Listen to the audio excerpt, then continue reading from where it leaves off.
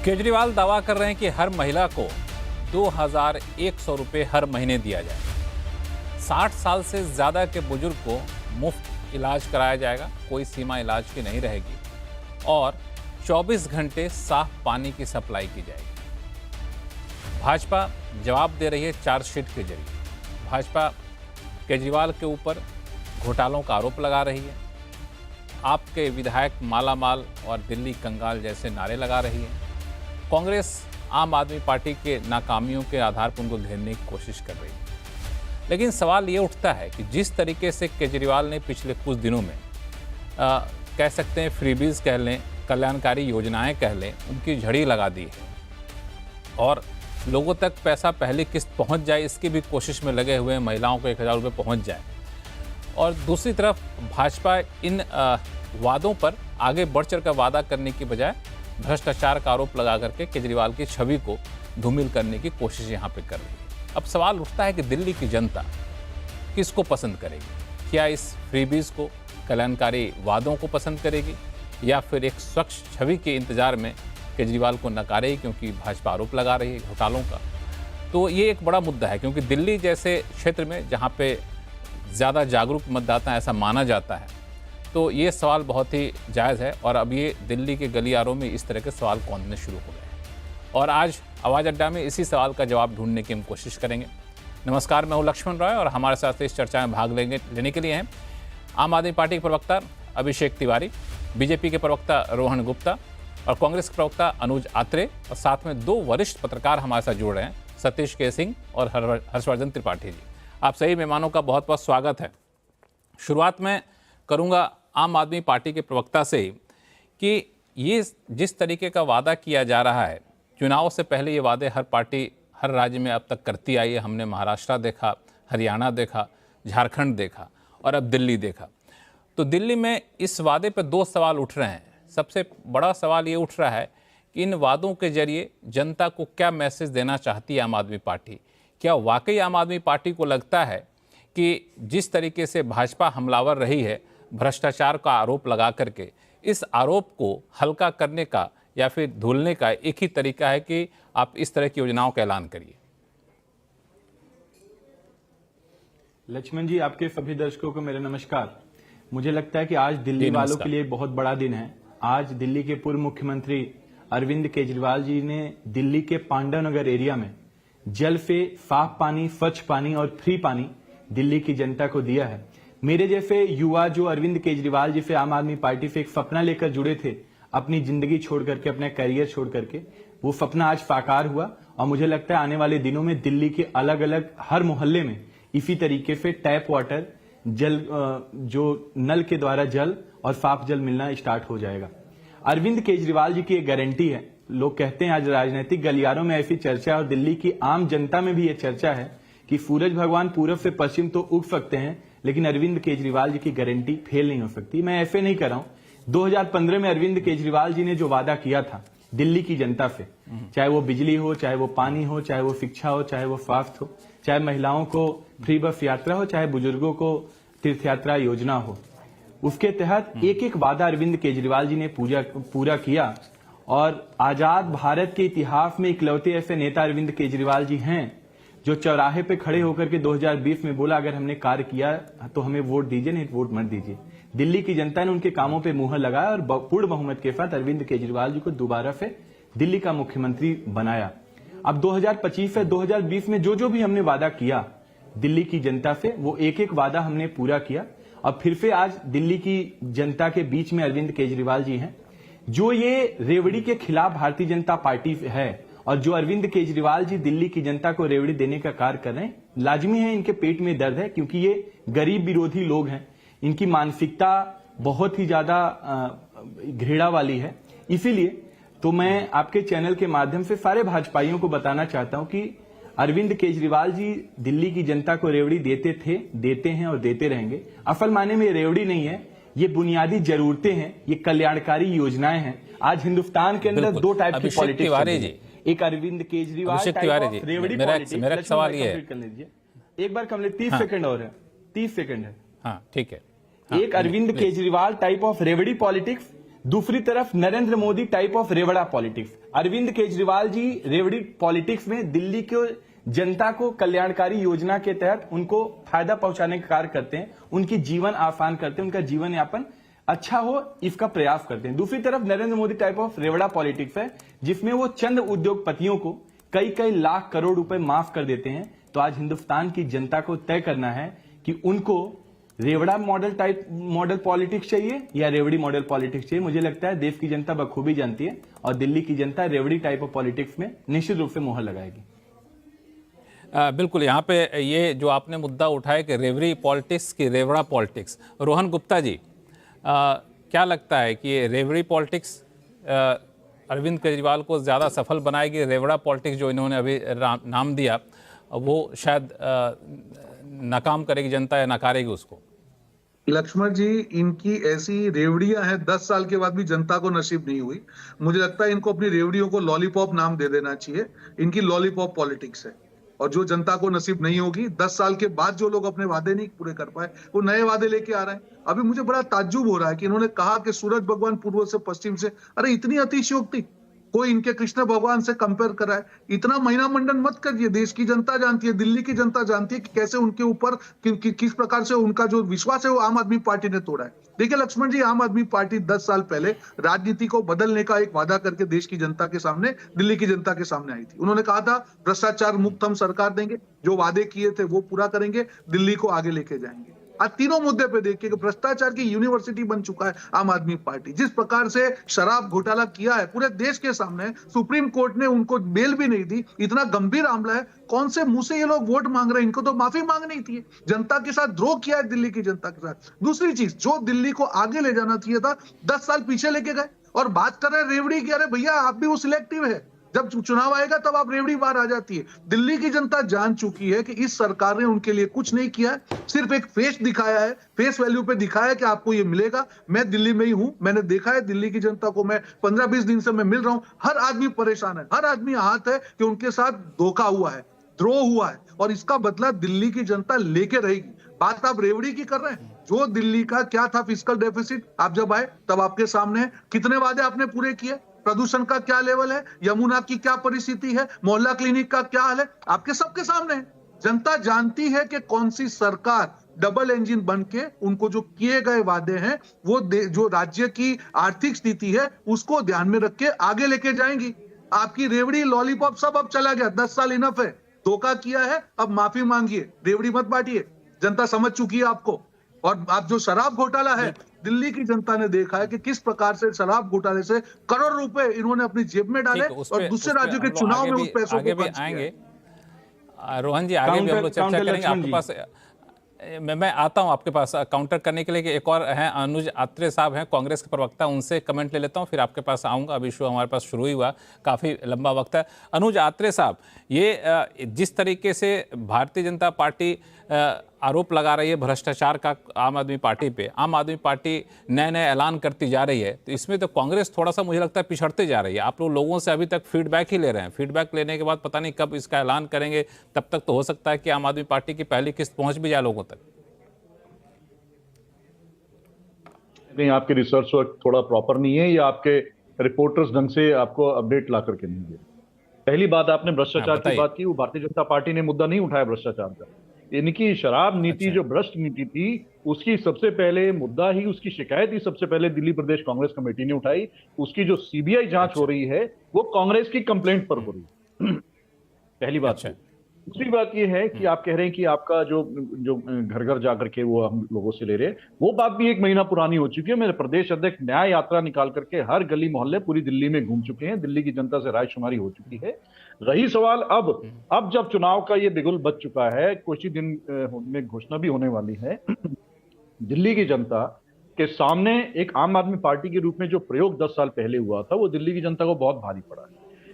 क्योंकि ये 4 बड़े अपने मुद्दे लेकर के जो ढोल पीटते आए हैं कि सबसे पहले इन्होंने बोला जी हमने बिजली हाफ, पानी माफ। बिजली हाफ की हकीकत ये है कि जो बिजली इन्होंने हाफ करने को बोली, लेकिन आप जाके पूछिए, चंद लोगों का तो ठीक है जीरो बिल आ रहा है, हम मना नहीं करते हैं, लेकिन अधिकांश लोगों के जिनके बिजली के बिल आ रहे हैं 3 गुना ज्यादा बिजली के बिल आ रहे हैं जो कांग्रेस की सरकार के समय में आया करते थे। आप कर क्या रहे हैं? उन लोगों ने क्या गुनाह किया है जो लोग बिल भर रहे हैं ईमानदारी से? 3-3 गुना उनके ज्यादा बिजली के बिल आ रहे हैं। इन्होंने बहुत बड़ा मुद्दा उठाया था कांग्रेस की सरकार के ऊपर, एक आरोप लगाया था कि बिजली कंपनियों से कांग्रेस की सरकार की साठगांठ है। हम आगे उनके सीएजी से ऑडिट करवाएंगे, हम बिजली कंपनियों का भ्रष्टाचार खोलेंगे। शीला दीक्षित जी के खिलाफ 3000 पन्नों की फाइल लेकर के घूमते थे केजरीवाल जी, वो कहां हैं 10 साल में? कौन से आपने अभी तक सीएजी की ऑडिट कराई? हकीकत यह है कि उस समय तो कोई साठगांठ नहीं थी, लेकिन बिजली के बिलों में सब्सिडी के नाम पर इन्होंने जनता को सब्सिडी ना देकर के सीधा बिजली कंपनियों को सब्सिडी दी। 11,600 करोड़ रुपए इन्होंने बिजली कंपनियों को सब्सिडी दी है, जिसकी भी बहुत बड़ा भ्रष्टाचार हुआ है, जिसकी भी कांग्रेस जांच की मांग कर रही है। उसमें यह खेल हुआ है, मैं डिटेल से बताना चाहूंगा कि 200 यूनिट में अगर किसी व्यक्ति ने, गरीब आदमी ने 200 की जगह 100 यूनिट खर्च किया या 50 यूनिट खर्च किया है, तो उसकी 50 यूनिट की सब्सिडी नहीं गई, बिजली कंपनी को पूरी 200 यूनिट की सब्सिडी दी है। तो वो सीधा सीधा इन्होंने लाभ बिजली कंपनियों को पहुंचाया है। उसकी जांच होनी चाहिए, जिसको ये ऑडिट की मांग करते हैं। पानी साफ की बात करते थे, पानी माफ की बात करते थे, और आज भी पानी का जो ये बता रहे बहुत बड़ी उपलब्धि बता रहे हैं कि पांडानगर में जाकर के हर नल में जल देने की बात करते हैं। आप ये नल का ढिंडोरा जो है पिछले 10 सालों से पीटते आए।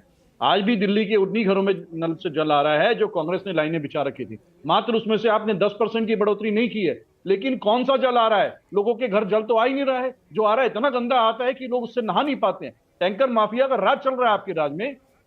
आपको मैं दावे से पूछना चाहता हूं, आप बताइए कि कितने दिल्ली के आम आदमी पार्टी के विधायक, इनके मंत्री, मुख्यमंत्री जी के घर में दिल्ली जल बोर्ड का पानी आता है? कौन जल बोर्ड का पानी पीते हैं? गरीब आदमी के पास जाता है, वो भी आज मजबूरी में दिल्ली के हर घर में या तो आरओ मशीन लगा रखी है उनको, या उनको पानी खरीद के पीना पड़ रहा है, या गरीबों को टैंकर माफिया के झांसे में आना पड़ रहा है।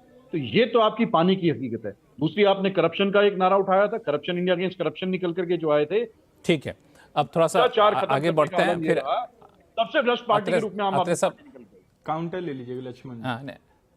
हाँ, मैं बिल्कुल काउंटर लूंगा। थोड़ा सा हमारे साथ गेस्ट और हैं, उनका ओपनिंग कमेंट ले लेता हूं, फिर काउंटर लूंगा।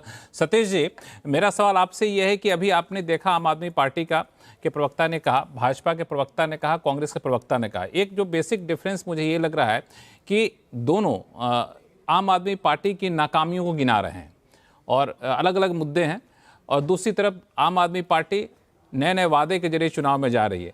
तो जनता किस तरह की चीज़ों को ज़्यादा पसंद करती है? आपका अनुभव क्या कहता है, खासतौर से दिल्ली की जनता? देखिए, मुझ पर आप पक्षपाती होने का कोई आरोप ना लगाएं, ना कोई समझे। जितनी कांग्रेस नाकाम होगी उतना ज़्यादा एडवांटेज केजरीवाल को रहेगा, और वो डबल एडवांटेज में। एक कि अगर कांग्रेस वाला रास्ता खुला रहा तो बाद में उनकी सीटें घटती है तो भी उनके लिए अच्छा ही होगा, फिर कहाँ जाएगी कांग्रेस। और कांग्रेस ऐसी स्थिति में तो नहीं है कि वो भाजपा की जगह ले लेगी। 30% तो भाजपा का ऐसे ही बेसिक वोट है यहाँ पे, तो ये डबल एडवांटेज है। तो माहौल ये है। देखिए ये भाजपा क्या है कि भाजपा के सामने यहाँ आम आदमी पार्टी है जो उन्हीं की शिक्षा में राजनीति करती है। वो चढ़ के करते हैं काम, तो ये भी चढ़ के करते हैं। ये पब्लिसिटी के ये भी उस्ताद है, और हंगामा खड़ा करने में ये भी उस्ताद है। तो फिर ये एक एडवांटेज है। मुझे पता चला कि आम आदमी पार्टी ने अधिकतर उम्मीदवार घोषित कर दिए। मुझे ये भी पता चला कि उन्होंने लक्ष्य रखा है 70,000 सभाएं करने की, 70,000। और जीवीएम और बीपीएस, ऐसे मैं बोलता हूँ, एक जुमला गढ़ता हूँ, गरीबी, महंगाई जो है ना, और जो बेरोजगारी, ऐसी मुद्दाएं हैं, उसका एडवांटेज जो है यहाँ पर आप पार्टी लेने की कोशिश करेगी। क्योंकि जब आप कहेंगे कि नहीं ये तो यहाँ प्रदेश सरकार इनकी है, लेकिन वो क्या कहते हैं कि हम तो बीपीएस देते हैं, बिजली पानी सड़क मोहल्ला और ये फलाना ठिकाना, और पब्लिसिटी में आप इनसे बीजेपी उतना वो नहीं हो सकती। देखिए दिल्ली की मिस्ट्री है। 15 साल में 3 चुनाव हुए लोकसभा के, 21 चुनाव जीते बीजेपी ने, और 3 चुनाव में भाजपा को विधानसभा के 15, 17, 18 कितने मिले मालूम नहीं, भगवान जाने, वो तो याद भी नहीं है मुझे। तो एडवांटेज तो इनको है। अब जहाँ तक भ्रष्टाचार का सवाल रहा, ये लोग इतना उतर गए, उम्मीदवार घोषित कर दिए। कांग्रेस वाले हैं कहाँ? वो यात्रा निकालते हैं, यात्रा से क्या होगा उनका? इनका तो गढ़ था, उसी को तो छीन के यहाँ आप पार्टी काबिज हुई है। तो मुझे लगता है कि यहाँ पर एडवांटेज है। और वैसे भी देखिए तो कांग्रेस पार्टी और भाजपा खाली अध्यक्ष बदलते रहते हैं यहाँ पे। ये लोग एमसीडी तक तो जीत नहीं पाए बीजेपी वाले, लेकिन तो ये है इनको एडवांटेज। हाँ ठीक है, आप कहेंगे शराब घोटाला, शीश महल, ये सब बनाएंगे, लेकिन जनता ये देखती है, जैसा कि हर जगह देखती है, देख रही है। झारखंड में मैया, महाराष्ट्र में लाडली, मध्य प्रदेश में लाडली, तो ये तो रेवड़ी सम्राट का जगह है। तो वो तो रेवड़ी सम्राट को आप रेवड़ी के तो आज सब अनुयायी हो गए। सारे पार्टियों ने गालियां इनको दी, लेकिन सब अनुयायी हैं। तो हमें लगता है कि एडवांटेज इनको रहेगा, डबल एडवांटेज रहेगा। अब सवाल ये होता है, सवाल ये है कि कांग्रेस कितना मजबूती से चुनाव लड़ती है। अगर बहुत कस के लड़ गई, अच्छा ये भी है बात, ये भी है बाय डिफॉल्ट आप पार्टी को एडवांटेज है। और दूसरा, आप कांग्रेस जैसा इस पहलू पे सतीश जी आरोप लगा सकते। सतीश जी इस पे शो के अगले हिस्से में आऊंगा मैं, इस समीकरण कांग्रेस बनाम भाजपा बनाम आम आदमी पार्टी। लेकिन आपने जो महत्वपूर्ण बात कही कि जिस तरीके से रेवड़ी कल्चर को पिछले कई सारे चुनावों ने इसको स्थापित किया है, उस पर मुहर लगाई है और आम आदमी पार्टी इसमें काफ़ी आगे निकल गई है। हर्षवर्धन त्रिपाठी जी, आमतौर पे भारतीय जनता पार्टी काफ़ी फॉरवर्ड प्लानिंग के लिए मानी जाती है। यहाँ पे पर्दे पे ऐसा दिख रही है कि भारतीय जनता पार्टी थोड़ी सी पीछे है, या फिर उसकी प्लानिंग अभी तक सामने दिखनी नहीं शुरू हुई है। जिस तरीके का एग्रेशन आम आदमी पार्टी ने दिखाया है, ये क्या भाजपा को नुकसान करेगा? देखिए, फर्स्ट मूवर एडवांटेज तो आम आदमी पार्टी को दिख रहा है, लेकिन एक चीज और दिख रही है, और जिसको मैं लगातार कह रहा हूं, हो सकता है कि मैं कुछ ज्यादा उसको पढ़ रहा हूं, दूसरे लोग उसको दूसरी तरह से पढ़ें। पहली बार है कि अरविंद केजरीवाल उन उम्मीदवारों पर भी भरोसा जता रहे हैं जिनको उन्होंने 2013 में जिनकी राजनीति खत्म कर दी थी। ये मैं इसको दोहरा देता हूं, जिससे जो आवाज अड्डा के दर्शक हैं उनको समझ में आए। 2013 में जब नई राजनीति लेकर आए अरविंद, तो जिन जिन लोगों की राजनीति उन्होंने खत्म कर दी, ऐसे आधा दर्जन से अधिक उम्मीदवार को उन्होंने पहली दूसरी सूची में जगह दे दी। पहली में 6 लोग थे, दूसरी में भी उससे ज्यादा थे, उसके बाद मैंने गिना नहीं। अब ये क्या कहता है, यहां जाकर थोड़ा बात करनी चाहिए। जो शीला जी के समय में बड़े लोग हुआ करते थे, जो भाजपा के बड़े लोग हुआ करते थे, जब 13 में उनकी 28 सीटें आई तो उन्होंने कांग्रेस पार्टी के बड़े गढ़ को तोड़ दिया। भाजपा 32 सीटों के साथ सबसे बड़ी पार्टी बनी। कांग्रेस पार्टी ने केजरीवाल जी से हाथ मिलाया, केजरीवाल जी ने कांग्रेस से हाथ भी मिलाया, और उसके बाद उनके सर पर चढ़कर उनको जमीन में धंसा दिया, खुद निकल गए ऊपर। कांग्रेस 0-0 2 बार रहे। भारतीय जनता पार्टी के मत प्रतिशत 32 के आसपास रहे, उससे कम नहीं हुए। भले उसके विधायक एक बार 3 रह गए, एक बार 7 रह गए, लेकिन उसकी ताकत दिल्ली में बहुत कोई कम हुई हो नहीं। लेकिन 30 सालों की एंटी इनकम्बेंसी का लाभ वो नहीं उठा पाई। यानी बड़ा अच्छा खेल रही है, गोल तक पहुंचती है, लेकिन गोल नहीं मार पाती। उसके लिए कहा जा रहा है क्या चेहरा है, क्या चेहरे को लेकर लड़ने की स्थिति में केजरीवाल से कोई है क्या? तो भारतीय जनता पार्टी ने 2 चुनावों के अनुभव से, यानी 15 और 20 के अनुभव से, एक बात उनके रणनीतिकारों ने तय की है कि चेहरे से हम केजरीवाल से नहीं लड़ सकते। और इसमें बिना संकोच में कहूंगा, मैं उनके लिए एक शब्द का इस्तेमाल करता हूं, भारतीय राजनीति का चलता फिरता पावर पॉइंट प्रेजेंटेशन अगर कोई है तो अरविंद केजरीवाल है। अब जरा आप सोचिए कैसे हैं वो। 11 साढ़े 11 साल की सरकार हो गई, 10 साल की तो पूरी, और आज वो टोटी से उन्होंने पानी पिया है और टीवी चैनल वाले बहस कर रहे हैं। 10 साल की सरकार के बाद एक मुख्यमंत्री जिसने कहा था कि हम फ्री में सबको पानी देते हैं, बिजली देते हैं, वो 10 साल बाद पीने लायक पानी पी रहा है। और टीवी पर हम विश्लेषक लोग डिबेट कर रहे हैं, कह रहे एडवांटेज आम आदमी पार्टी। अब बताइए वो चलता फिरता पावर पॉइंट प्रेजेंटेशन है या नहीं? नंबर 1। नंबर 2, ये वो दलितों के लिए स्कीम घोषित करते हैं, और पता चला कि वो दलितों वाली स्कीम तो 2019 की थी। उनको दलितों में 5 बच्चे भी नहीं मिले विदेश भेजने के लिए। 5, ये जितनी हाथ में उंगलियां होती है ना, अंगूठा मिलाकर, उतने भी नहीं मिले। उन्होंने महिला सम्मान योजना शुरू की और उसका स्टिकर वो चिपका रहे हैं, और जो महिला मुख्यमंत्री है वो पीछे खड़ी है। इतना महिला का सम्मान करते, इससे बड़ा अपमान तो किसी ने नहीं किया। सोनिया जी भी ठीक है, यूपीए चेयरपर्सन के तौर पर वो ऊपर रहती थी मनमोहन सिंह से, लेकिन कम से कम मनमोहन सिंह कुर्सी वगैरह पे बैठते थे, ऐसा नहीं कि नहीं बैठते थे। तो इसके बावजूद अगर आम आदमी पार्टी को एडवांटेज हम लोग चर्चा कर रहे हैं, तो ये भारतीय जनता पार्टी सोचे, ये कांग्रेस पार्टी सोचे, क्योंकि दिल्ली की जनता को क्या सोचना है ये तो फरवरी महीने में ही पता चलेगा। और मुझे लगता है कि अरविंद केजरीवाल का आत्मविश्वास हिला हुआ है, वरना वो इस तरह से नहीं दिखते जिस तरह से उन्होंने रणनीति बदली है। जो कुछ वो करते हुए दिख रहे, वही रटी रटाई बात उनके, मतलब अरविंद से लेकर उनके प्रवक्ता तक एक ही बात वही करते हैं। और मैं एक बात और कह दूं, एक लाइन सिर्फ, रेवड़ी से चुनाव नहीं जीते जाते हैं। ये इस देश के नेताओं ने एक, जिसको कहते हैं ना, इजी तरीका निकाल लिया है। रेवड़ी से चुनाव नहीं जीता जाता, बहुत से कारक होते हैं, वो भी उसमें जुड़ जाती है, और ये देश के लिए खतरनाक है। चाहे अरविंद केजरीवाल करे, चाहे शिवराज सिंह चौहान, चाहे एकनाथ शिंदे। नहीं, लेकिन रेवड़ी से चुनाव नहीं जीते जाते हैं, लेकिन रेवड़ी चुनाव जीतने में एक महत्वपूर्ण भूमिका निभाता है। झारखंड और महाराष्ट्र इसका एक बहुत बड़ा एग्जाम्पल है। छोटी भूमिका, आप दूसरी चीजें नहीं कर पाते हैं तो रेवड़ी का भरोसा चल जाता है। और जब सामने वाला भी अपना साहस खो बैठे, सामने वाला साहस करके खड़ा हो, देखिए भाई रेवड़ी टूट जाएगी। मैं आपको अरुण जेटली जी का भाषण याद दिलाता हूं। लक्ष्मण जी, आप तो बजट कवर करते रहे। अरुण जेटली ने लोकसभा में कहा, उत्तर प्रदेश में हम 1 पैसे की कृषि कर्ज माफी नहीं करेंगे, नहीं किया। और देखिए सरकार फिर बनी, डिमोनेटाइजेशन के बाद नहीं किया, फिर से देखिए सरकार बनी। सरकार को साहस नहीं है, भारतीय जनता पार्टी को भी सोचना होगा ये रेवड़ी वाली रेस में वो कहां जीत पाए।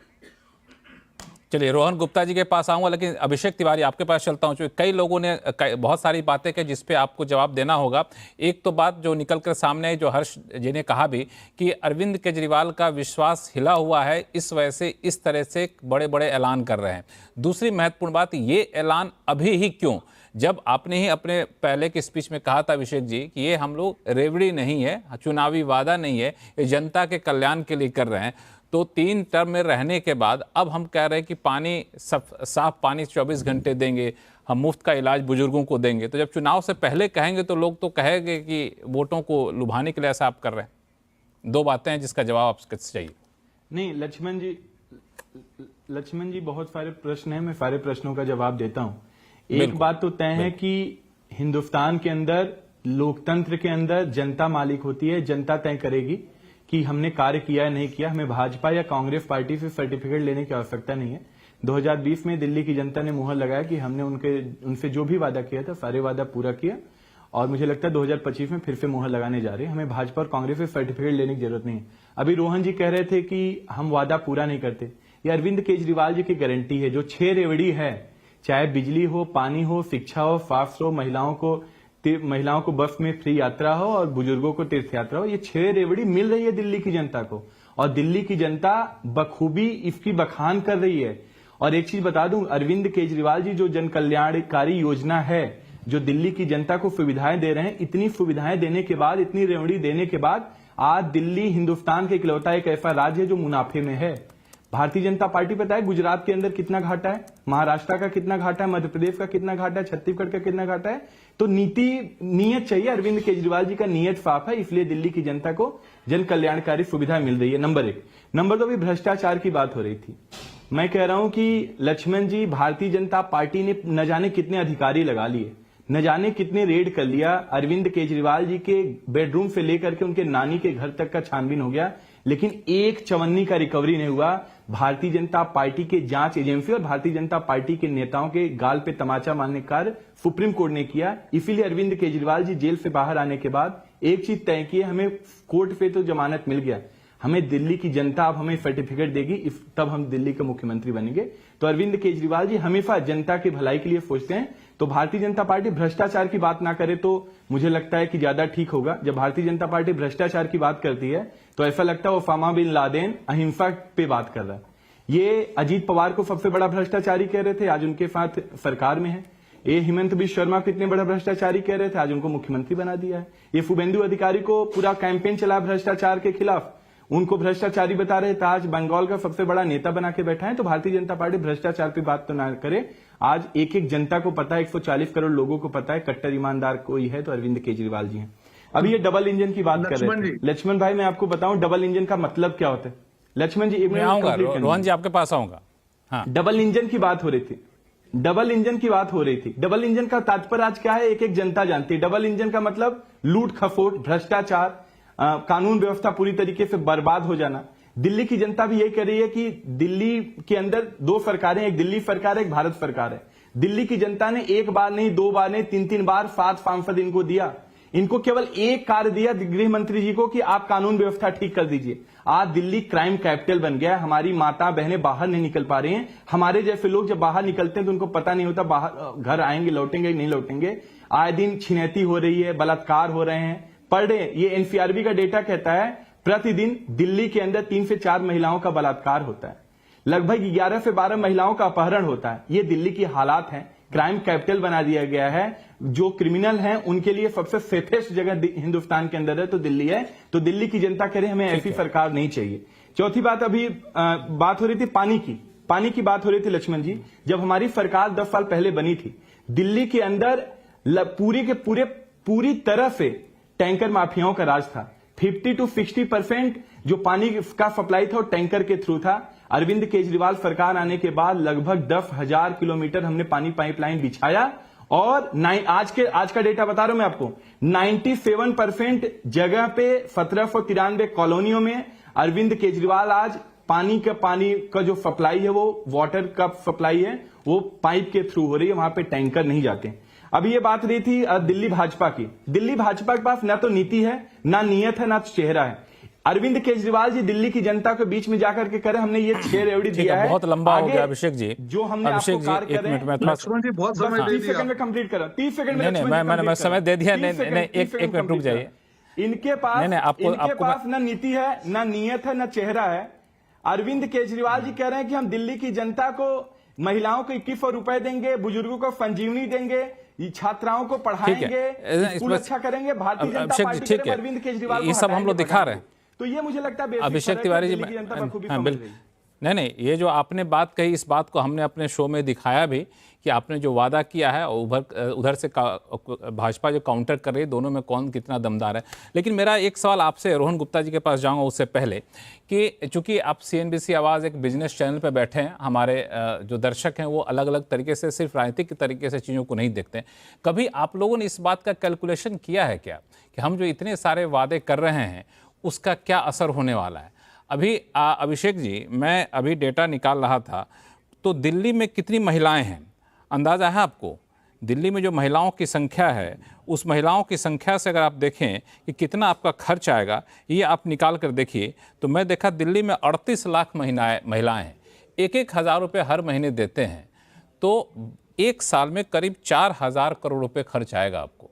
और अगर उसको आप 2100 कर दिए तो 9-10 हज़ार करोड़ तक पहुंच जाएगा। आप बिजली, आप पानी की बात बार बार कर रहे हैं। मेरे पास डेटा है जो ऑथेंटिक डाटा, आप ही के सर्वे से आया डेटा।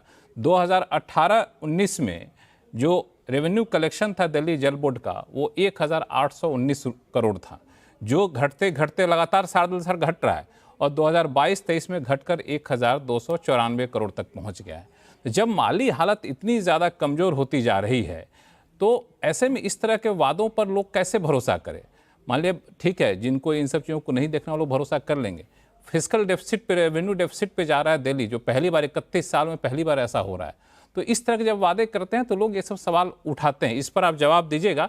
लेकिन रोहन गुप्ता जी कुछ बोलना चाहते हैं, पर उनके पास चलते, फिर आपके पास आऊंगा। रोहन जी कम जवाब ले लीजिए। देखिए, पहले इन्होंने जवाब आऊंगा, लेकिन नहीं आऊंगा। इसका मैं जवाब दे दूं। ठीक है, पहले उन्होंने कहा कि सूरत पूर्व से पश्चिम, पूरे देश की जनता देख रही, राज्य की जनता देख रही है कि टैंकर की नगरी बना दिया है दिल्ली को। हर जगह पे टैंकर से पानी जा रहा है। उनकी ही मंत्री जल बोर्ड के खिलाफ धरना कर रहे हैं, क्योंकि धरना तो इनका पेटेंट है। अपने लोगों के खिलाफ भी बैठ जाते हैं। कौन से मुंह से आप बोल रहे हैं कि दिल्ली को हमने टैंकर फ्री कर दिया? दिल्ली की जनता देख के आपके ऊपर हंस रही होगी कि इतना बड़ा मजाक तो हमारे साथ किसी ने नहीं किया, आप मजाक करते जा रहे हैं। गंदगी का कैपिटल बना दिया। हर जगह जाइए दिल्ली में, कहीं पे कोई सफाई नहीं है। पूरी तरह से चौपट कर दिया आपने मामला। प्रदूषण देख लीजिए, यमुना की परिस्थिति देख लीजिए। आपने जो हाल किया है दिल्ली का, हर मामले पे दिल्ली की जनता आपको छोड़ेगी नहीं। दूसरी बात, आपने अभी अपनी ईमानदारी की बहुत बड़ी साखें बोल दी। जब सुप्रीम कोर्ट ने अरविंद केजरीवाल को छोड़ा तब कंडीशन रखी थी कि आप सीएम के तौर पर कोई फैसला नहीं ले सकते हैं, ना सीएम को शीश महल में जा सकते हैं। तब जाके उन्होंने सीएम पद छोड़ा है। आपको शर्म नहीं आती सुप्रीम कोर्ट की जो ऑर्डर है उसके खिलाफ ये बोलते हुए? आपको देखना चाहिए, देश की जनता समझ रही है, दिल्ली की जनता समझ रही है कितना गंभीर मामला था। जब उनको लगा नहीं तब तक जेल में बैठ के दिल्ली की जनता के, लक्ष्मण जी सिर्फ 2 मिनट, लक्ष्मण जी जेल में बैठ के इन्होंने शासन चलाया। इतनी बेशर्मी से कोई भी दिल्ली के मुख्यमंत्री ने शासन नहीं किया। आखिरी चीज, फिस्कल डेफिसिट की बात कर रहा हूं भाई साहब के साथ, डेटा मुझे लगता है पुराना है। दिल्ली फिस्कल डेफिसिट में आ चुकी है। कभी भी दिल्ली की जो भी पुरानी सरकार रही, दिल्ली हमेशा सरप्लस स्टेट रहा। आपने सिर्फ पैसे खर्च करने का काम किया, आपने कुछ नहीं किया, और वो करने के बाद भी दिल्ली की जनता को धोखा दिया। और उसी पैसे में से, के अंदर फिस्कल उसी पैसे में से लीकर का कौभांड किया, उसी पैसे में से गोवा का चुनाव लड़ा, उसी पैसे में से शीश महल बनाया, उसी पैसे से भ्रष्टाचार किया। आपके आम आदमी का शीश महल अगर कोई देख ले, मैं आपको चैलेंज करता हूँ अभिषेक जी, आपके आम आदमी का शीश महल पूरे दिल्ली की जनता को दिखाए और फिर जनता तय करेगी कि आपको वोट देना है कि नहीं देना है। मैं आपको चैलेंज करता हूँ, शीश महल का टूर रखिए, दिल्ली की जनता को बुलाइए और शीश महल दिखाइए कितने बड़े टीवी है, क्या क्या आपने डाला हुआ है। मैं चैलेंज करता हूँ, जनता को तय करने दीजिए। आपने कहा, मानता हूँ आपकी भी जनता जनार्दन है, आपका शीश महल बना के आप अपने जनता से वोट मांगिए। मैं चैलेंज करता हूँ, जनता आपसे बदला लेके रहेगी।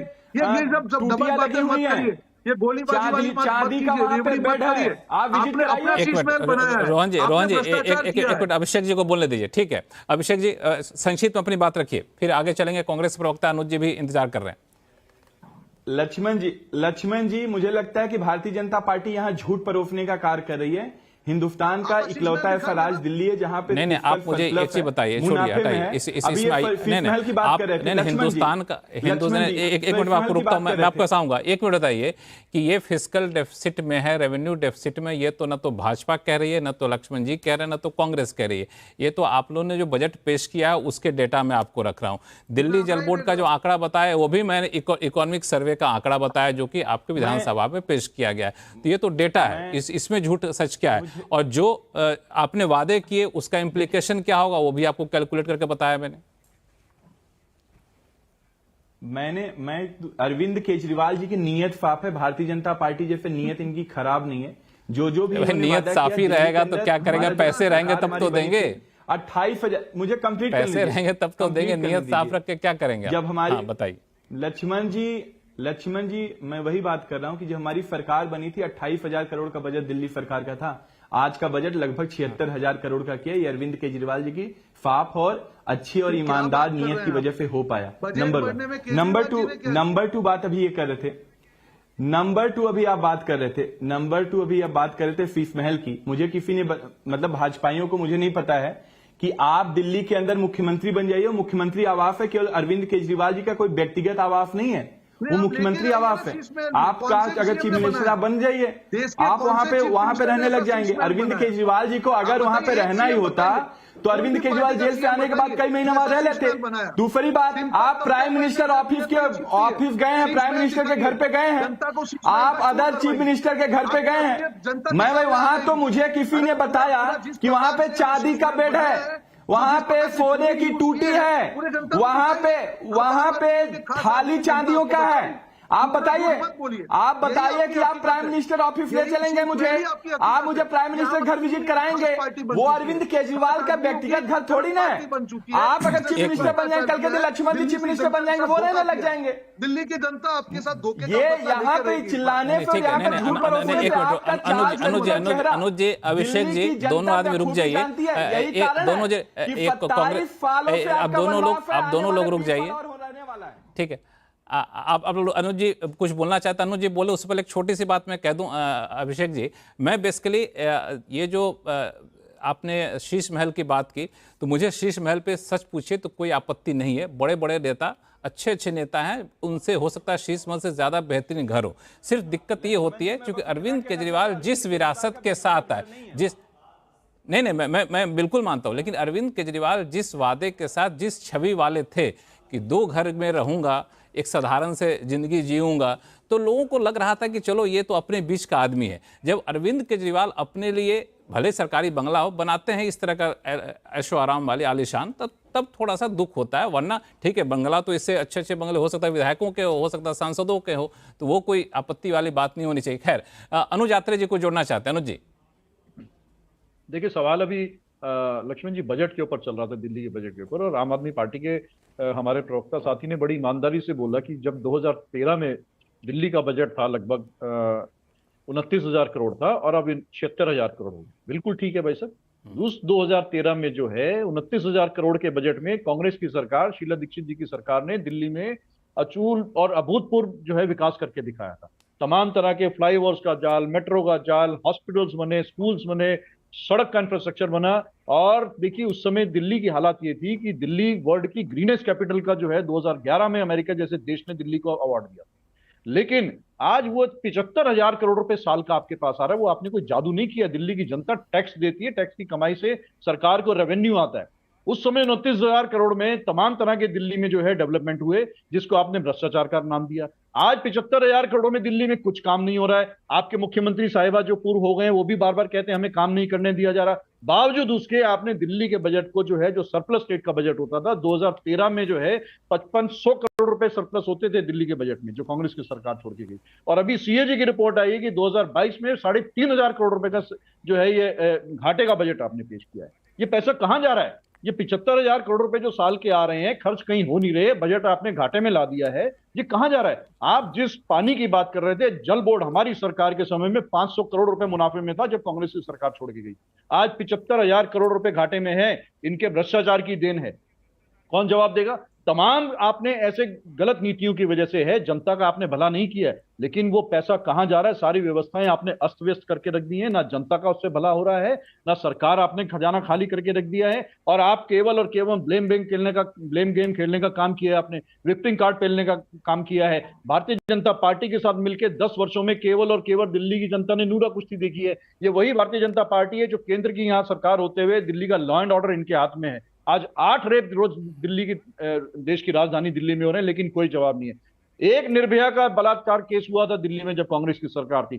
तमाम आदमी पार्टी के वॉलंटियर्स और भारतीय जनता पार्टी के लोग जो है कई दिन तक रामलीला मैदान में डटे रहे थे, लेकिन कांग्रेस की सरकार ने उसको भी उस समय जो है बड़ी जो है विनम्रता से स्वीकार करके उसको काम किया। आज रोज 8 निर्भया का बलात्कार हो रहा है दिल्ली में। ना आम आदमी पार्टी की सरकार उसमें सामने आती है, ना भारतीय जनता पार्टी उसमें सामने आती है। दिल्ली को आपने रेप कैपिटल बना करके रख दिया है। कहां आपके गए वो सीसीटीवी कैमरे? आपने लाखों सीसीटीवी कैमरे का दावा किया। अनुज जी, से ज्यादा कैमरे खराब पड़े हैं। इन सारे मुद्दों पे मैं आम आदमी पार्टी के प्रवक्ता का जवाब लूंगा, लेकिन हर्षवर्धन त्रिपाठी, मेरा सवाल अब थोड़ा सा इससे अलग हट के जाते हैं, क्योंकि भ्रष्टाचार का मुद्दा लग रहा है। अभी अनुज आत्रे जी भी बहुत सारे भ्रष्टाचार के मुद्दे गिना है। हम लोग ऐसा मान के चल रहे हैं कि भारतीय जनता पार्टी अभी जाकर के इस मुद्दे को उठाई है और हमलावर होती जा रही है। मेरा ये मानना है, अगर आप गलत हो तो बताइएगा, कि दरअसल भारतीय जनता पार्टी भले ही पर्दे पर अभी दिख रही हो, लेकिन दिल्ली चुनाव की तैयारी उसने शायद 2 साल पहले शुरू कर दी थी, जब गुजरात में आम आदमी पार्टी ने चुनाव लड़ा था और नतीजे आए थे। और जिस तरीके से अरविंद केजरीवाल जेल में गए, अरविंद केजरीवाल को बिल्कुल शराब घोटाले का एक प्रतिबिंब बनाया गया। तो अरविंद केजरीवाल की सबसे बड़ी ताकत थी उनकी छवि, ईमानदार छवि, स्वच्छ छवि।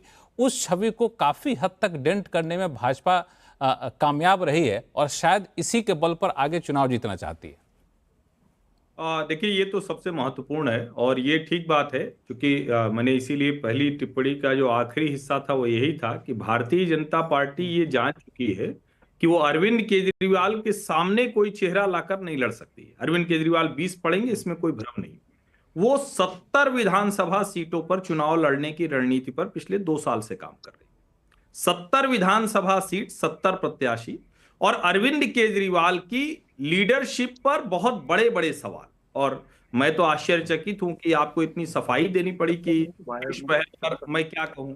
अरे भाई, अरविंद केजरीवाल वो थे जिन्होंने कहा 3 कमरे का घर ऑफिस के लिए, 3 कमरे घर रहने के लिए। पता चला शीला जी जितने में रहती थी उसका 2 गुना बड़ा घर लेना पड़ा उनको। एक घर तोड़वा दिया। क्या शानदार घर है। जब वो बाहर निकल रहे थे तो सबने कुछ कुछ देखा, बाद में तो जाने क्या क्या आया। वो विचित्र विचित्र सा कमोड का नाम हम लोग तो बोल भी नहीं पाएंगे, देसी लोग हैं तो वो नहीं पता है। लेकिन अरविंद जी वहां तक पहुंचे। अब सवाल यह है कि क्या भारतीय जनता पार्टी दूसरे वाले पार्ट पर मजबूत है, यानी प्रत्याशी चयन। क्योंकि देखिए, प्रत्याशियों की घोषणा भारतीय जनता पार्टी सबसे पहले करती रही है, अर्ली मूवर एडवांटेज लेती रही है। अगर वो नहीं कर रही तो इसका सीधा सा मतलब हुआ कि इस बार दिल्ली के चुनाव में उसकी रणनीति यह है कि केजरीवाल और कांग्रेस ये दोनों अपना बंटवारा कर ले, तो भ्रष्टाचार के मुद्दे पर हम अरविंद केजरीवाल की छवि से लड़ेंगे। जमीन पर हम प्रत्याशियों से लड़ेंगे। तो मुझे लगता है कि उसकी रणनीति और तैयारी है, और इस बार वो आक्रामक भी ज्यादा दिख रही। अब उसका प्रभाव कितना पड़ेगा मुझे नहीं पता है, लेकिन वो आक्रामक है, और सिर्फ भाजपा आक्रामक नहीं है। अभी कांग्रेस के प्रवक्ता कह रहे थे, मुझे याद है, वो सच भी है कि उस वक्त कांग्रेस ने ही सबसे जबरदस्त अभियान छेड़ा था, लेकिन चूंकि कांग्रेस और केजरीवाल का हाथ मिलना था, लोकसभा चुनाव का समझौता होना था, तो केजरीवाल के भ्रष्टाचार पर कांग्रेस चुप बैठ गई। उसका नुकसान कांग्रेस पार्टी को हुआ, दोनों ने हाथ मिला लिया। तो अब जो आक्रामकता आएगी उसका लाभ कांग्रेस को। भ्रष्टाचार तो हुआ नहीं है, भाजपा ही ने भ्रष्टाचार किया है शराब के नाम पे। ठीक है, ठीक है, ऐसा करते हैं कि अब इसमें दो चीजें हैं। इसमें दो चीजें हैं कि जिस तरीके से कांग्रेस अब आक्रामक हुई है, इसका फायदा कांग्रेस कितना उठा पाएगी, और एक समय में दिल्ली में दबदबा था तो कांग्रेस का उसको वापस पा पाएगी। और दूसरा, जब भाजपा को लगता है कि भ्रष्टाचार का आरोप लगाकर हमने केजरीवाल की छवि धूमिल करने में थोड़ी सी सफलता हासिल की है, तो क्यों नहीं केजरीवाल के सामने एक ईमानदार छवि वाला शख्स सीएम कैंडिडेट के तौर पर उतारती है। ये दोनों मुद्दे लेकर सतीश जी आपके पास आऊंगा, लेकिन फिलहाल वक्त है छोटे से ब्रेक का। ब्रेक के बाद जल्द लौटते हैं।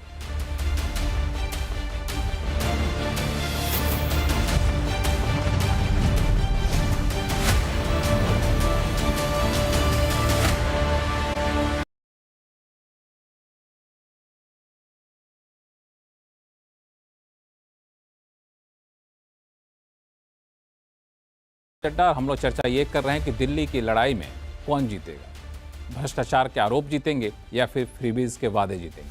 और इस पे कई सारे बहुत ही दिलचस्प बहस अब तक हुई है। अब हम सतीश जी के पास चलेंगे। सतीश जी, मैंने देखा कि कांग्रेस के प्रवक्ता ने जिस तरीके से बातें रखी और जो बताई कि कांग्रेस की किस तरह की तैयारी है, तो मुझे लगता है वापस कांग्रेस सीन में आना चाहती है। तो मैं आपसे पूछना चाहता हूँ कि मौजूदा माहौल में कांग्रेस किस हद तक माइलेज लेने के पक्ष में है। एक आंकड़ा मैंने निकाला, उसमें यह है कि 2015 के विधानसभा चुनाव में कांग्रेस को 9.7% वोट शेयर मिले थे, और 2020 के विधानसभा चुनाव में कांग्रेस को 4.26 वोट शेयर मिले थे, लेकिन लोकसभा चुनाव में 18.91% वोट शेयर मिले थे। सीट की संख्या तीनों में 0-0 है। देखिए, कांग्रेस को अगर आक्रामक होना होता तो अभी ये अंबेडकर साहब का मुद्दा बहुत तेजी से पकड़ चुका है। तो उसमें तो देखिए, अरविंद केजरीवाल पीछे ही बाबा अंबेडकर का फोटो लगाते हैं, तो वो एक दिखाई पड़ना चाहिए था कांग्रेस पार्टी की तरफ से। हमें तो ये लगता है कि मैंने आपसे पहले ही कहा कि कांग्रेस जितना ज़्यादा आक्रामक होगी उतना उसका नतीजों पर दिल्ली में असर पड़ेगा। हो सकता है कि इससे बीजेपी को एडवांटेज हो जाए, आप इससे भी इनकार मत करिए, लेकिन मेरा ऐसा मानना है, मैंने इसलिए पहले भी कहा कि एडवांटेज केजरीवाल है। क्यों है? क्योंकि आप उनके ऊपर मुस्लिम परस्ती का आरोप भी नहीं लगा सकते और ये भी नहीं कह सकते कि ये तीर्थ यात्रा नहीं कराता। आज थोड़ा मुझे लग रहा है, मैं बोलते बोलते मेरे में एहसास हो जा रहा है कि मैं कोई पक्ष तो नहीं ले रहा हूँ, लेकिन मैं वास्तविकता बता रहा हूँ। कांग्रेस पार्टी थोड़ा सा ऊंचाई पर पहुंची, एमसीडी में 10-11% का वोट शायद आ गया, तो केजरीवाल की सीटें घट गई। लेकिन भाई कांग्रेस के बाद ऑप्शन क्या है क्या ऑप्शन? बीजेपी के साथ मिल जाएगी क्या? और बीजेपी जो आक्रामकता की बात करते हैं, हाँ, आक्रामक बीजेपी कितना रहेगी मुझे नहीं मालूम। हाँ, इतना मैंने जरूर देखा, अगर वही आक्रामकता, वही चुनाव जीतने का तरीका है, तो अभी तो देख रहे हैं अनुराग ठाकुर को, आप जो तस्वीर दिखा रहे हैं उसमें अनुराग ठाकुर और विधोड़ी दोनों दिख रहे हैं। ये अगर मॉडल है तो मैं नहीं कह सकता। तीसरी बात, आपने फ्रीबी का जिक्र किया, उस पर बहस की, उसकी बिजनेस बताई, उसके फिस्कल डेफिसिट बताए। अरे भाई, बिल्कुल डिफॉल्टर का 100 लोगों का लिस्ट निकाला है आरबीआई ने बहुत देर के बाद। उसमें से बड़े वालों से 2 से पैसे वसूल लो ना, आम आदमी की जो बुनियादी जरूरतें हैं कम से कम दिल्ली में तो जरूर पूरा हो जाएगा। 100 डिफॉल्टर का है और 2 लाख करोड़ है शायद, मैंने उतना पढ़ा नहीं। तो बात आज क्या है, सब देते हैं फ्रीबी और एक दूसरे के ऊपर हमला करते हैं। भाई, फ्रीबी का डेफिनेशन पे बात होनी चाहिए दलों में। ठीक है ये आपकी बात कि फ्रीबी ठीक नहीं है ठीक, लेकिन ठीक नहीं है तो फिर आम आदमी की जरूरतों को पूरा तो करो। 80-85 करोड़ लोगों को आप अनाज क्यों दे रहे हो फ्री में? आपको क्या अधिकार है देने का? ये तो भी तो जनता के टैक्स से पैसे से जाता है या नहीं क्योंकि जाता। बहुत लेकिन बहुत क्या आपने न बड़ी दें? बड़ी बात कही कि फ्रीबी का एक डेफिनेशन यहाँ पे होना और चाहिए। आपको एक बात और बता देता हूं, आप मुझे आज पक्षपाती कह लीजिए, सुन लीजिए आप। नहीं, मैं नहीं कहूंगा, मैं नहीं कहूंगा आपको पक्षपाती, बाकी लोग कह दें तो अलग बात है। नहीं, मुझे मत कहिएगा, मैं हूं भी नहीं। राशन का फ्री देने का बढ़ाने की बात बाद में प्रधानमंत्री जी ने 27 तक बढ़वा दिया, 28 तक, पता नहीं कैसे साल तक, है ना। वो फ्री भी नहीं है, पहले तो उसको वो भी घसीटते भी थे।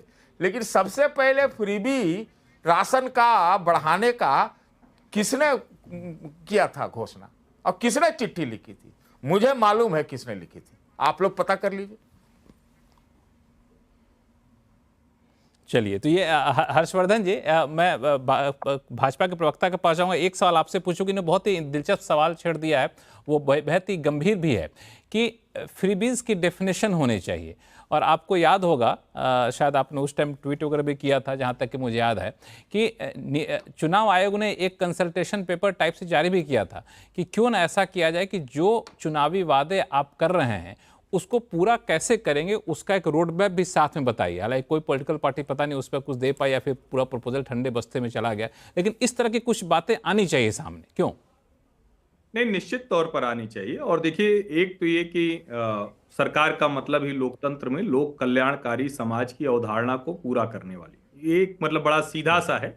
और उसमें बड़ी सीधी सी बात है कि आपको जहां लगता है कि कमजोर लोग हैं उनको आप हाथ पकड़ते हैं, हैंड होल्डिंग करते हैं, तो इसमें कोई बुराई भी नहीं। लेकिन जब आप कहते हैं कि सब महिलाओं को मुफ्त करेंगे, यात्रा मुफ्त करा देंगे, सबके खाते में ये डाल देंगे, टिकट सबको ऐसे मिलेगा, तो वो बेईमानी है, वो एक तरह से रिश्वत है जो पार्टियों को बड़ी आसानी से लगने लगता है। और जो ज्यादा कमजोर नेता होता है वो ज्यादा रिश्वत मॉडल पे चलता है। उसको कुछ भी कहे, रेवड़ी कहे या कुछ भी कहे, लेकिन इसे बेईमानी और रिश्वतखोरी कहते हैं।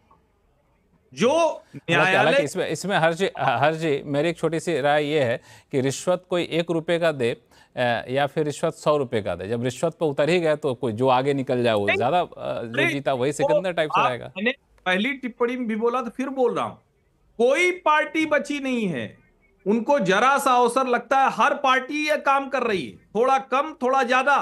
क्या महाराष्ट्र में नहीं भारतीय जनता पार्टी में किया, क्या हरियाणा में नहीं किया, क्या मध्य प्रदेश में नहीं किया? लेकिन भारतीय जनता पार्टी का ये मॉडल था, वो अपने रास्ते से भटकी है। खैर, जो मुझे लगता है कि चुनाव आयोग और सर्वोच्च न्यायालय, इन दोनों को ये सोचना चाहिए। क्योंकि देखिए, पार्टियां तो सोच नहीं रही, पार्टियां सोचेंगी तो एक आदमी खड़ा होकर कह देगा कि अरे मैं तो रेवड़ी दे रहा हूं और फलाना जी रोकना चाहते हैं। मुझे लगता है कि ये सचमुच सोचना चाहिए देश को कि ये नेता लोग दे किससे रहे हैं। ये कहते हैं कि अरे हम तो आपको दे रहे हैं, फिर कहेंगे अरे हम तो आप ही का पैसा आप ही को दे रहे हैं, फिर पता चलता है कि बेईमानी करते करते खजाना खाली होता चला जा रहा है। और खजाना अगर खाली नहीं हो रहा है तो बताइए ना, क्यों भगवंत मान सरकार बनने के दूसरे दिन उड़कर आए तो प्रधानमंत्री से मिलने चले गए, कहे 1 लाख करोड़ दे दो। और ये खबर भी बताइए ना, थोड़ा मोटा मोटा चलाई, कि दिल्ली सरकार ने जो नेशनल स्मॉल सेविंग है उस फंड से पैसा मांगा जिसका सर्वाधिक ब्याज होता है, कहे सरकार चलाने के लिए पैसा दे दो। एक तरफ सरकार चलाने अभिषेक जी साथ में एक और बात जोड़ दूं कि जो दिल्ली में 4th फेज का मेट्रो था उसके लिए बजट घटा दिया आम आदमी पार्टी ने। तो जो इस तरह के कल्याणकारी सस्ती लोकप्रियता वाली चीजें उस पर खर्च करेंगे तो जाहिर तौर पे ग्रैंड और इंफ्रास्ट्रक्चर बड़ी चीजें बनाने पैसे की दिक्कत तो होगी। सड़कें नहीं बन रही है, इन्होंने बहाना लिया कि अरविंद जी दिल्ली में, क्या अरविंद जी रोड रोलर चला? जवाब कमाल है। ठीक है, अभिषेक जी के जवाब ले लेते हैं। हर जी का जवाब ले लेते हैं। नहीं, बताइए अभिषेक जी। अभिषेक जी बताइए भाई, ये तुम्हारे तय करने से थोड़ी ना होगा। नहीं, हाँ, ये अभिषेक बताएं। लक्ष्मण जी, वो दिख रहा है आपकी भाषा से दिख रहा है। और कोई तरीका तो है नहीं। अब मुझे बोलने दीजिए। नहीं, लेकिन इस तरह की मुझे बोलने दीजिए, पहले सोचो जरा, ठीक है ना? ये बोलने का तरीका है, ये बेईमानी करके पार्टी उसका कहेंगे कौन प्रवक्ता कौन नहीं। हर जी वरिष्ठ पत्रकार हैं, इस मुद्दे पे उन्होंने भारतीय जनता पार्टी वगैरह हर जी हो गया, हमने सफाई दे दी इनको। एक अभिषेक तिवारी की बात लेता है। हाँ, अभिषेक जी बोलिए, जवाब दीजिए। अभिषेक जवाब दीजिए। हर जी 1 मिनट इनके जवाब ले लेते हैं। हर जी पानी नहीं दे पाई ये सरकार, 10 साल हो गए। हर जी इनका जवाब ले लेते हैं। 1 मिनट हर जी शांत हो जाए, 1 मिनट इनका जवाब लेते हैं। अभिषेक जी अब बोलने दीजिए। हाँ बोलिए जी। नहीं, व्यक्तिगत टिप्पणी मत करिए। एक चीज तो तय है कि दिल्ली के अंदर एक चीज तो तय है, दिल्ली के अंदर शराब नाम का कोई घोटाला नहीं हुआ। एक घोटाला जरूर शराब के नाम पे भारतीय जनता पार्टी ने किया। शराब के आड़ में इलेक्टोरल बॉन्ड के तहत भारतीय जनता पार्टी ने जो चंदा लिया वो सबसे बड़ा घोटाला है, आपके सामने है। और चंदा लेकर के उनको जमानत देने का कार्य किया, किसी से छुपा नहीं, नंबर 1। नंबर 2, दिल्ली दूसरे राज्यों से जो अरविंद केजरीवाल जी पहले भी कहते आए हैं, अरविंद केजरीवाल और आम आदमी पार्टी दिल्ली में जो रेवड़ी कल्चर है उसके पक्ष में है, जो रेवड़ा कल्चर है उसके विपक्ष में है। अरविंद केजरीवाल जी जनता को रेवड़ी देते हैं और भारतीय जनता पार्टी नरेंद्र मोदी जी रेवड़ा देते हैं। दिल्ली में जन कल्याणकारी जो योजनाएं हैं वो देने के बावजूद हम लोग इंफ्रास्ट्रक्चर पे शानदार कार्य किए हैं। मैं चुनौती देता हूं भारतीय जनता पार्टी के प्रवक्ता को, कोई एक राज्य बताइए जितना इंफ्रा पे काम अरविंद केजरीवाल सरकार ने किया, जो वो कोई एक राज्य बताइए जिसमें आपने किया है। ऐसा करता है अभिषेक जी, फ्लाईओवर बनाए पिछले 10 सालों में, 10,000 सड़कें बनाए, 10,000 किलोमीटर सड़कें बनाने का कार्य किया। हमने रोजगार देने का कार्य किया, हमने जॉब क्रिएट यहां पे किया। लगभग 20 लाख रोजगार अरविंद केजरीवाल सरकार ने पिछले 10 सालों में दिया। हमने लगभग 22,000 से ज्यादा स्कूल के कमरे बनाए। हमने 9,000 से ज्यादा हॉस्पिटल के बेड बढ़ाने का कार्य किया। 533 मोहल्ला। चलिए, बहुत अच्छी बात अभिषेक जी, आपने पूरा एक डेटा रखा। हाँ, आपने डेटा रखा, अच्छी बात है जी। ठीक है रोहन जी, इसी तरीके से डेटा का जवाब डेटा के आधार पर दीजिए, तथ्यों के आधार पे। ठीक है, समय थोड़ा सा कम है अभिषेक जी, तो समय थोड़ा सा कम है, तो रोहन जी से जवाब लेता हूं मैं बिल्कुल आप ही के सारे मुद्दों पे। 30 सेकंड लक्ष्मण जी, अभी कोई झूठ की घंटी होती तो अभी टन टन टन करके बजने लग गई होती। इतना झूठ आम आदमी पार्टी के प्रवक्ता ने यहाँ पे बोला। अब चुप रहिए अभिषेक जी, आपका समय हो गया। अभिषेक जी ठीक है, अभिषेक जी आपकी बातों को रख लिया गया है, 1 मिनट भाजपा को बोलने दीजिए। इंफ्रास्ट्रक्चर पे काम करें अभिषेक जी को शांत किया जाए। रोहन गुप्ता, आप 30 सेकंड में आप जवाब दीजिए। 30 सेकंड में जवाब, 30 सेकंड में जवाब। पूरा झूठ बोला है। कहते हैं कि कोई शराब कांड नहीं हुआ। अरे आप सुप्रीम कोर्ट का अपमान कर रहे हैं। सुप्रीम कोर्ट ने बाकायदा चार्जशीट फाइल करके कहा है कि आप सीएम का पद नहीं ले सकते। आप इलेक्टोरल बॉन्ड के तहत रिश्वत किसने लिया शराब घोटाले में? ये तरीका नहीं है, ये तरीका नहीं है। पूरे देश की जनता देख रही है। नहीं लक्ष्मण जी, आप करेक्ट करिए। झूठ मांग रहे हैं। इलेक्टोरल बॉन्ड इन्होंने लिया कि नहीं लिया? मैं नहीं बोला हूं ना। इलेक्टोरल बॉन्ड इन्होंने लिया कि नहीं लिया? अभिषेक जी, आपने जो बातें कही उसी बात को दोहरा रहे हैं, तो टाइम वेस्ट करने से क्या फायदा? डिबेट में लोगों को, दर्शकों को सुनने दीजिए। आपने जो बातें कही उसका काउंटर लेने। ये जो झूठ परोस रहे हैं, ये कहना कि कोई कांड नहीं हुआ है। सुप्रीम कोर्ट ने जो बाकायदा बेल दिया उसमें कहा कि आप सीएम हाउस में नहीं जा सकते, और झूठ बोल रहे हैं जनता के सामने। कौन सा चौथा मेट्रो का फेज रुक गया? कौन सा बड़ा डेवलपमेंटल प्रोजेक्ट हुआ? नहीं हुआ। और जो आम आदमी पार्टी और कांग्रेस पार्टी लोकसभा में हम साथ साथ हैं, अब हम अपने हैं कौन? ये जो तरीका है इनका डिबेट करने का, लक्ष्मण जी इनको चुप करवाइए, ये दूर भाग रहे हैं। अनुज आत्रे जी कुछ बोलना चाहते हैं। अनुज आत्रे जी बोलना चाहते हैं। एक मिनट अनुज आत्रे जी को जोड़ता हूँ। आप दोनों लोग शांत हो जाइए। अनुज आत्रे जी बोलिए। मेरी बात को खत्म अभी ये दोनों ही हमारे साथी प्रवक्ता भाजपा के और आम आदमी पार्टी के। एक मिनट रोहन जी, अनुज जी बहुत कम बोलते हैं, उनको बोलने दिया जाए। 30 सेकंड नहीं, अभिषेक शराब मामले में दोनों के दोनों अपना मामला, अपना दामन साफ पाक दिखाने का प्रयास कर रहे हैं। जरा सुन लीजिए, मैं आपका बहुत लंबा भाषण हो गया है, अब आप सुन लीजिए। आपका नाम रोहन जी एक मिनट सुन बोलने लीजिए। दीजिए। नहीं रोहन जी एक मिनट सुन लीजिए। एक मिनट लक्ष्मण जी, मैंने आपको बोलने दो। ये जो झूठ बोल धन्यवाद लक्ष्मण जी। सरासर जो झूठ बोल रहे हैं, इनका पर्दाफाश करना जरूरी है। कौन से डेवलपमेंट प्रोजेक्ट की बात कर रहे हैं? ऐसा करते हैं अनुज जी, एक मिनट रुक जाए। रोहन जी, करेंगे आप लोग लोकसभा में। ऐसे में आप दोनों लोग बोलेंगे तो शो कैसे चलेगा? इन दोनों को शांत कर दीजिए, रोहन जी को, अभिषेक जी को शांत कर दीजिए। अनुज जी के पास चलते हैं। हाँ अनुज जी बोलिए। हाँ धन्यवाद लक्ष्मण जी, धन्यवाद आपका। देखिए, ये दोनों के दोनों साथी प्रवक्ता अपना दामन पाक साफ दिखाने का प्रयास कर रहे हैं शराब घोटाले में। हकीकत ये थी कि दोनों ही दल उसमें मिले हुए थे। आज ये कहते हैं कि आम आदमी पार्टी के प्रवक्ता बड़े हैरानी हुई, बाल बाल बोला कि इन्होंने शराब कोई घोटाला ही नहीं हुआ। अगर शराब नीति आपने जो नहीं बनाई थी इतनी अच्छी थी, तो आप ये बताइए आपने 6 महीने में क्यों वापस ले ली? कहीं ना कहीं आपके मन में चोर की दाढ़ी में तिनका था। और सुन लीजिए मेरी बात, 144 करोड़ रुपए का शराब ठेकेदारों का जो है इन्होंने लाइसेंस। कहाँ गए थे अनुज जी? अरे यार सुन लीजिए दामन कैसे साफ हो गया? सभ्यता। रोहन जी एक मिनट रुकिए, आप आप की बात को रख रहे हैं। अनुज जी आप की बात को रख रहे हैं। तो मैं आया ही नहीं हूँ, आप क्यों बौखला रहे हैं? देखिए 144 करोड़ रुपए का जो है लाइसेंस भी इन्होंने माफ की, जो चीफ सेक्रेटरी ने जिस पे ऑब्जेक्शन उठाया शराब ठेकेदारों का। 2.5% से कमीशन बढ़ा के 12% करा दिया इन्होंने इसी में, कि ताकि उनको ज्यादा मुनाफा हो और रेवेन्यू ज्यादा इनके पास जाए। और सरकार का रेवेन्यू कम हो। ये कहते हैं कोई घोटाला नहीं हुआ। 2500 करोड़ रुपए का घोटाला हुआ है। अगर शराब नीति ठीक थी तो ये इन्होंने वापस क्यों लिया? सबसे पहली बात ये। मोहल्ला क्लिनिक खोलने की बात की थी, मोहल्ला मोहल्ला अपने शराब के ठेके खोल करके रख दिया था, जिसके कारण जो है पूरी की पूरी आम आदमी पार्टी, मुख्यमंत्री, उप मुख्यमंत्री, तमाम इनके नेता जो है जेल की हवा खा करके अब बेल में बाहर आए हैं। और उसी का कारण था कि सुप्रीम कोर्ट ने इन पर रोक लगाई थी। टेक्निकली देखा जाए तो आज केजरीवाल जी मुख्यमंत्री के उम्मीदवार भी नहीं हो सकते अगर गलती से चुनाव जीत भी गए, क्योंकि कोर्ट ने रोक लगा रखी है, ना ऑफिस जा सकते हैं ना कोई फाइल साइन कर सकते हैं। दूसरा मैं अब आता हूं कि देखिए, ये जो आम आदमी पार्टी के साथ भारतीय जनता पार्टी भी उस समय मिली हुई थी जो हमने शिकायत करी है, क्योंकि दिल्ली नगर निगम में भारतीय जनता पार्टी का शासन था। जो दुकानों को लाइसेंस दिए गए थे ये भारतीय जनता पार्टी शासित नगर निगम ने दिए। आम आदमी पार्टी की सरकार ने लाइसेंस का आवंटन किया और इन्होंने एमसीडी के साथ मिलकर के लाइसेंस दिए। एक भी इनके 3 मेयर दिल्ली में, 7 सांसद इनके, 150 से ऊपर इनके निगम पार्षद, 7 एमएलए, किसी ने कोई ऑब्जेक्शन नहीं उठाई। चुपचाप विधानसभा से उसको पारित कर दिया गया। एलजी साहब ने उस पर दस्तखत कर दिए। कांग्रेस पार्टी, हम ना सदन में थे ना हम कहीं थे, बावजूद उसके हमने आकर के इसको कंप्लेंट की। हमारे देश के अध्यक्ष ने जाकर के दिल्ली पुलिस के पास कंप्लेंट की, एलजी महोदय के पास कंप्लेंट की, तो जाके ये खुलासा हुआ। और उसके बाद भारतीय जनता पार्टी, अनुज जी, अब शो का समय खत्म हो रहा है हमारे पास, तो हमें आपको बीच में रुकना पड़ेगा। और इसी के साथ आप सही मेहमानों का मैं नहीं, अब जवाब लेने का समय है नहीं, लेकिन ये है कि आप लोगों ने अपनी अपनी बातें अच्छे से रखी, सबको बराबर समय मिला है, बहुत समय मिला है, तो आप सही मेहमानों का बहुत बहुत धन्यवाद। लेकिन हम लोग चर्चा ये कर रहे थे कि भ्रष्टाचार के आरोप और फ्रीबीज में कौन जीतेगा। तो फ्रीबीज भी हर कोई बांटता है। अभी आम आदमी पार्टी ने शुरू किया, हो सकता है आने वाले दिनों में दूसरी पार्टियां शुरू करें। भ्रष्टाचार का आरोप हर किसी पे लगता है, तो अब जनता को चुनना है कि इसमें से कौन उनके हित की बात करेगा जीतने के बाद। इसी के साथ आवाज़ अड्डा को देते हैं यही विराम। आप देखते रहिए CNBC आवाज़। नमस्कार।